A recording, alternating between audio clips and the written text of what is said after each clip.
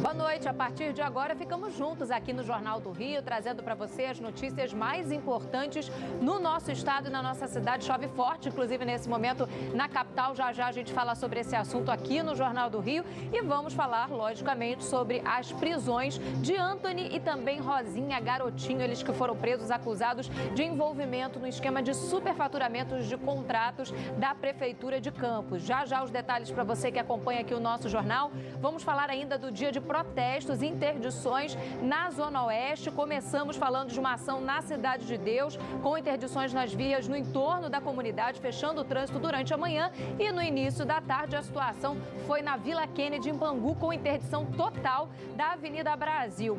Lógico, vamos trazer para você também dicas da Bienal. Afinal, o evento vai até o próximo domingo e a gente vai contar todos os detalhes para você, porque muitas crianças, mais de 100 mil, vão percorrer os pavilhões desse evento e muitas terão o primeiro contato com a literatura por lá. Tudo isso e muito mais no Jornal do Rio. Em 30 segundos eu estou esperando você.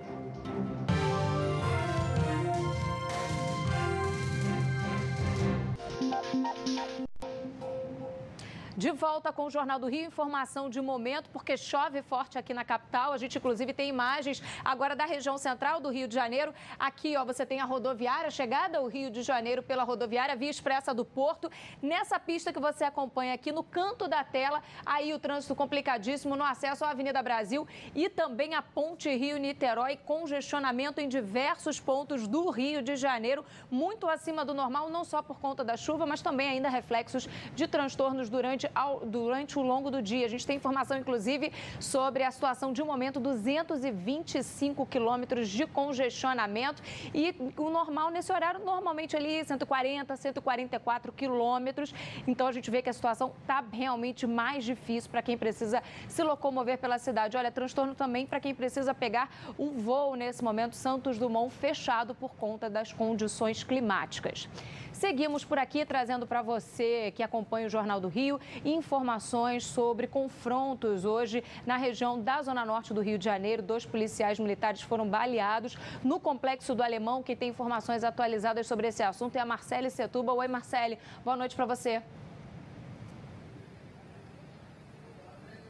Thaís, boa noite para você, muito boa noite a todos. Esses 2 policiais militares foram baleados na tarde de hoje em confrontos no Complexo do Alemão, na zona norte do Rio de Janeiro. Muitos moradores relataram aí intensos tiroteios que aconteceram por lá. Segundo a Polícia Militar, Thaís, esses 2 policiais foram levados para o Hospital Estadual Getúlio Vargas, que fica na Penha, ali bem próximo do Complexo do Alemão. Um deles tem quadro de saúde estável e um outro policial passa por cirurgia neste momento.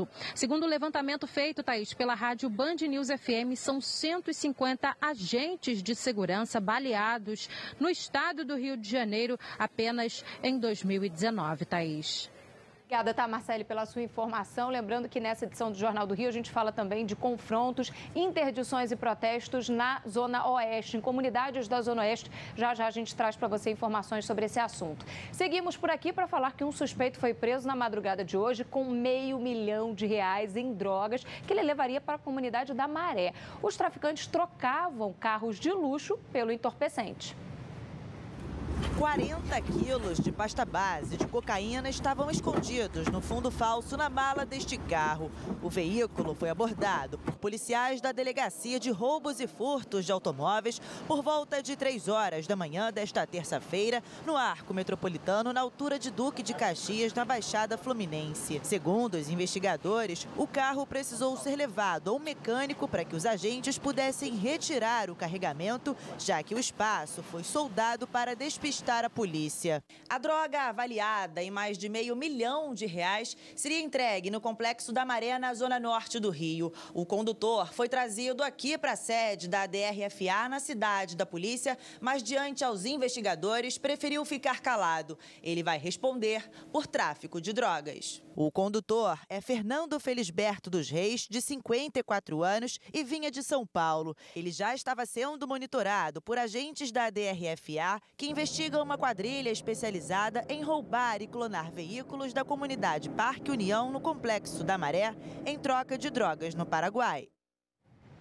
Depois dos casos recentes de confrontos, tentativas de assalto e de crimes acontecendo na região de Niterói, nossa equipe foi até a cidade hoje para conversar com os moradores e para saber um pouco mais sobre essa questão da violência, da insegurança por lá. Camila Greco conta para você. As imagens mostram policiais do Niterói Presente deitados no asfalto atrás da viatura durante a troca de tiros. De acordo com a polícia, os agentes receberam a informação de um veículo roubado na região e durante a abordagem os criminosos reagiram. Na ação, um policial e um dos bandidos foram feridos. Outros 2 criminosos, um deles armado com um fuzil, conseguiram fugir.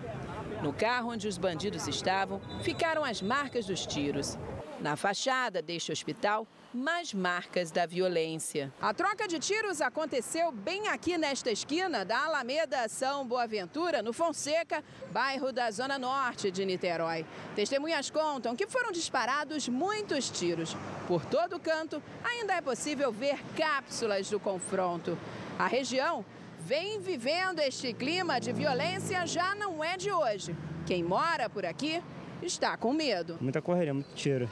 Sei que eu me joguei lá dentro do estoque lá e fiquei escondida. Hoje, um dia após o confronto, Maurício fez um protesto silencioso, pedindo paz. As pessoas das empresas que ficam aqui próximo do local onde houve a troca de tiros tiveram momentos de pânico. A gente escuta falar, mas só quem passa sabe o medo que a gente tem na hora que é muito tiro. Na noite da última sexta-feira, homens do Segurança Presente, também na tentativa de evitar o roubo de uma moto, entraram em confronto com criminosos no centro do município.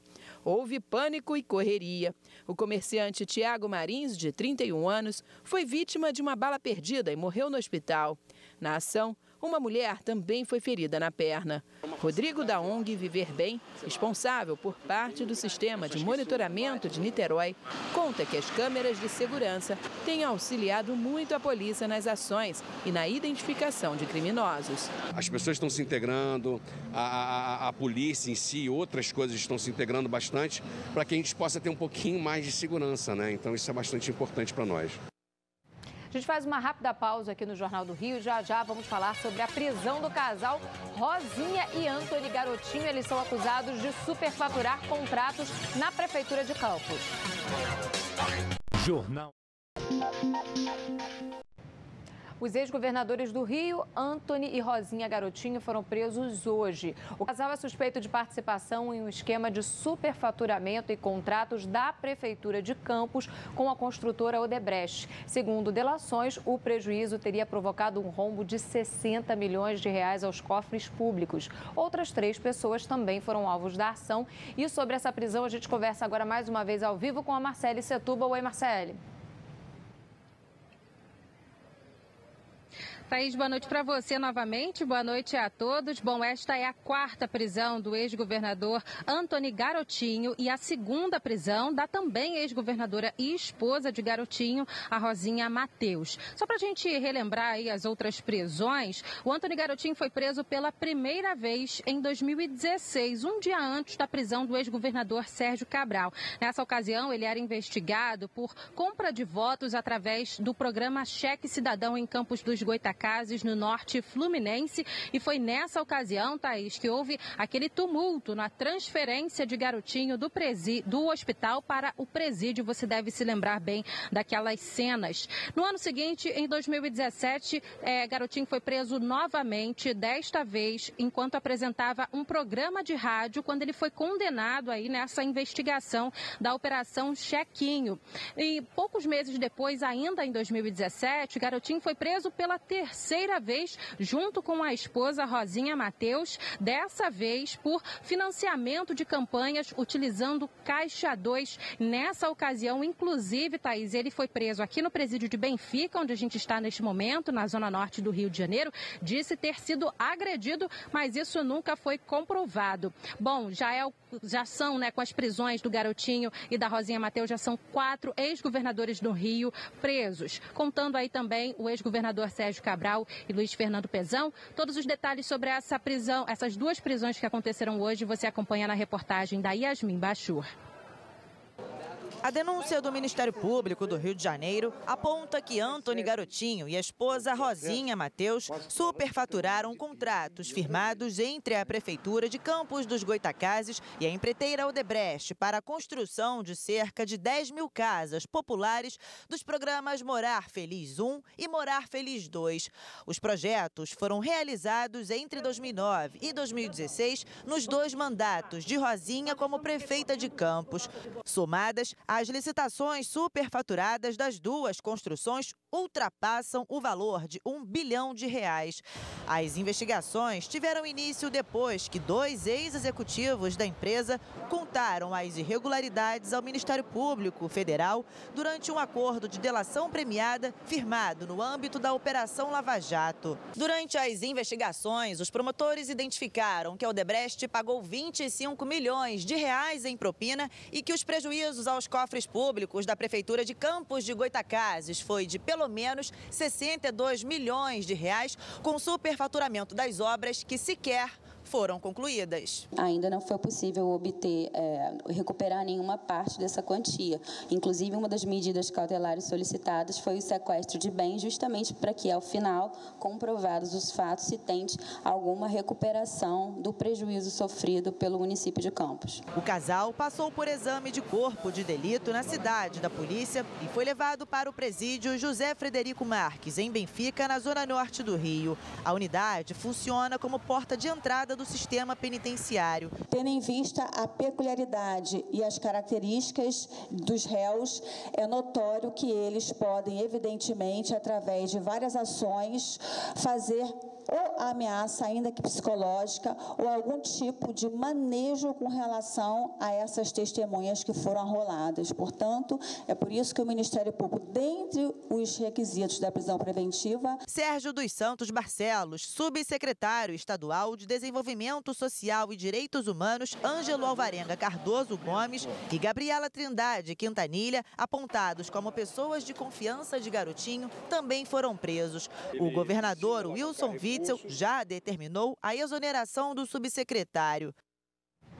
Olha, a gente fala agora sobre protestos que aconteceram desde o início da manhã na região da Zona Oeste do Rio de Janeiro. A gente fala da Cidade de Deus, que foi bem cedinho. Moradores fecharam as vias ali no entorno dessa comunidade. Também no início da tarde o fechamento aconteceu, só que na região da Vila Kennedy, em Bangu. Dessa vez a Avenida Brasil foi fechada nos 2 sentidos. Ao todo, 6 ônibus foram incendiados. José Pio Bahia Júnior, de 45 anos, era pedreiro e trabalhava em uma obra na Vila Kennedy, na zona oeste do Rio, nesta terça-feira, quando foi baleado. Ele morreu na hora. O dono da casa disse que os disparos partiram da polícia. Policial, pelo amor de Deus, vamos acabar com esse negócio. Poxa, tanta gente inocente indo embora. Cara, tá difícil, tá difícil. Mais cedo aconteceu uma operação na favela contra o roubo de cargas perto de um dos acessos pela Avenida Brasil. A Polícia Militar afirmou que quando os agentes voltavam para a base no interior da comunidade, foram atacados por criminosos armados. Houve um breve confronto e os PMs retornaram à companhia. A PM disse ainda que mais tarde foi informada de que um homem foi ferido. Em protesto à morte de José Bahia, moradores fecharam a Avenida Brasil nos 2 sentidos. Os manifestantes atearam fogo em pneus e até um ônibus foi incendiado. A via só foi liberada durante a tarde. A perícia da Polícia Civil foi acionada. A Polícia Militar informou que vai abrir um procedimento para apurar as circunstâncias da morte do pedreiro. A Delegacia de Homicídios investiga o caso. Outro protesto de moradores interditou vias de acesso à Cidade de Deus, também na Zona Oeste. A manifestação foi por causa de um blindado da PM que destruiu barracos na localidade conhecida como Rocinha 2. O veículo foi usado pelo Batalhão de Operações Especiais, o BOP, que checou informações de inteligência na favela. Em nota, a Polícia Militar disse que vai entrar em contato com os moradores atingidos e ressarcir os danos provocados pela passagem do blindado. A minha casa foi derrubada, a da minha vizinha foi derrubada com o filho engessado. Nós não temos nada a ver com essa confusão, a gente só quer paz na nossa comunidade. Intervalo, e a seguir você vai ver o que o sítio do paisagista Burle Marx está preparando e ele que pode virar aí o patrimônio mundial da Unesco. Já já.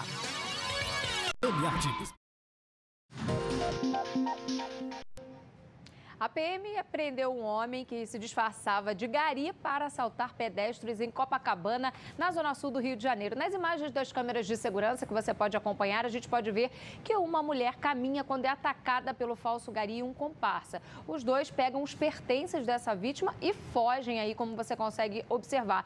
Essa ação aconteceu por volta das 9 horas da manhã na rua Barata Ribeiro, uma das mais movimentadas do bairro. E a 6 dias da visita de técnicos da Unesco, funcionários do sítio Burle Marx dão os últimos retoques no local. O espaço, que concorre ao título de Patrimônio Mundial, tem como trunfo as mais de 3.500 espécies raras de plantas. Fernando Davi fala um pouco sobre esses preparativos. A begônia venosa é uma espécie da Mata Atlântica ameaçada de extinção que foi encontrada por Roberto Burle Marx em uma expedição em Ilhabela, no litoral de São Paulo. Esse outro exemplar ornamental, que nunca tinha sido catalogado, recebeu o nome em homenagem a ele de Calatheia Burle Marx.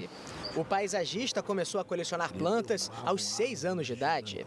Na construção da rodovia Rio Santos, iniciada na década de 50, se preocupou com a derrubada da Mata Atlântica sem nenhum estudo prévio e coletou amostras pelo caminho para preservá-las, como é mostrado no documentário Filme Paisagem, realizado no ano passado. As 3.500 plantas ornamentais são o principal trunfo para que o sítio Burle Marx seja considerado Patrimônio Mundial. Atualmente, 22 sítios históricos e naturais já detêm o título no Brasil. Um bem reconhecido nesse âmbito, naturalmente, entra para o mapa internacional, né, do turismo. E qual turismo eu estou falando? Estou falando do turismo cultural. O sítio é o mais importante registro da obra de Burle Marx. Era uma espécie de laboratório criativo do paisagista, que viveu aqui por 21 anos até o fim de sua vida, em 1994. O título de Patrimônio Mundial seria o maior reconhecimento ao artista, cuja obra é considerada um marco do paisagismo moderno. Roberto, no século XX, passa a utilizar a flora tropical, as espécies tropicais, subtropicais, em jardins, que era uma coisa que não se fazia, né? No Brasil, os jardins seguiam muito o modelo europeu. E o Roberto percebeu o potencial estético da flora tropical. O sítio Burle Marx ainda revela um lado menos conhecido do artista. Pintor de quadros abstratos, autor de esculturas em bronze e dono de uma extensa coleção de arte colonial e pré-colombiana. Há 6 dias da visita dos técnicos da Unesco, funcionários acertam os últimos detalhes. O Simval trabalha nas estufas há 34 anos. Para ele, o título vai coroar a história do ex-chefe genial e exigente. Um freguês que tinha pedido para fazer esse arranjo e a pessoa já tinha pago e queria daquela forma. Só que ele achou aquela mistura de plantas, ele não concordou, entendeu? Mandou desmanchar, que ele meteu a mão na hora, te arrancou, desmanchou. Uma das igrejas da pastora Flor de Lis foi assaltada nesta madrugada. Segundo o boletim de ocorrência, não havia sinais de arrombamento no local, que estava trancado desde domingo. Foram levados 2 aparelhos televisores, um teclado de computador, além do notebook de Wagner Andrade Pimenta, conhecido como Misael, filho adotivo da parlamentar. O caso foi registrado na delegacia de Itaboraí. Agora, a última pausa e seguimos por aqui com o Jornal do Rio em instantes e vamos falar sobre a criançada fazendo a festa com a Turma da Mônica na Bienal. Não. Hoje a criançada fez a festa com a Turma da Mônica na Bienal do Livro. Eles estavam atentos, curiosos. Era a primeira vez que essa turminha vinha à Bienal do Livro e foi em grande estilo. O primeiro contato com o mundo literário foi logo com o rei dos quadrinhos, Maurício de Souza. O Cebolinha na parte engraçada quando a Mônica bate nele. As crianças são de Jardim Gramacho, em Duque de Caxias. Fazem parte do Instituto Amparando, uma ONG que busca levar qualidade de vida para as famílias da comunidade. Eu falo que está sendo um aprendizado para as duas partes, tanto para a equipe quanto para eles. E para deixar o passeio ainda mais especial, o roteiro foi todo realizado aqui, no Pavilhão Infantil, que é um dos destaques da Bienal esse ano. São mais de 10 mil metros quadrados que reúnem autores e editoras do gênero. Nesse estande, por exemplo, o visitante se sente, entrando na história. Até o próximo domingo, mais de 100 mil alunos estão programados para visitar a feira. E se você é estudante e ainda não conseguiu dar um pulo na Bienal, corre que ainda dá tempo. A primeira vez é sempre marcante. e também nos deixa muito satisfeito por proporcionar essa primeira experiência. Difícil vai ser escolher apenas uma história para contar em casa. Eu vou esse daqui porque ele que tem figurinha e esse daqui, mas só que eu quero mais esse. Quero esse também. Olha, a gente encerra o Jornal do Rio de hoje com imagens do encontro que marcou a prorrogação por 3 anos e 8 meses da concessão do estádio Newton Santos do Engenhão ao Botafogo. O Alvinegro vai administrar o espaço até 2031. Eu me despeço por aqui, mas amanhã a gente tem um novo encontro às 10 para as 7 da noite. Até lá, boa noite para você.